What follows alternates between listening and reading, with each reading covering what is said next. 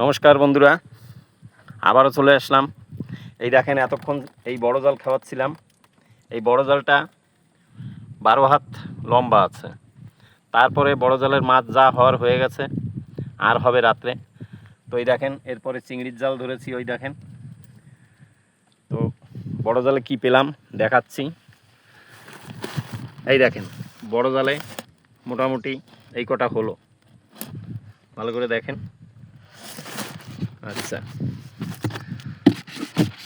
ওই যে আর এক নৌকো যাচ্ছে। তো বন্ধুরা, আবারও বলি, ভিডিওটা ভালো লাগলে সাবস্ক্রাইব করবেন ইউটিউবে গিয়ে।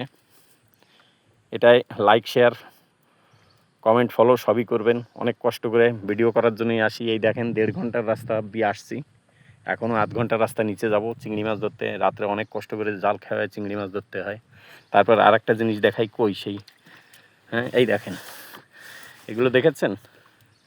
এই দেখেন, ট্যাপা মাছ বলে এটাকে। যত চাপা হবে অতই বেলুন মতন ফুলবে। এই দেখেন পটকা মাছ, এই দেখেন জলে ফেললাম, ওই দেখেন, ওই দেখেন, ওই দেখেন চলে যাচ্ছে।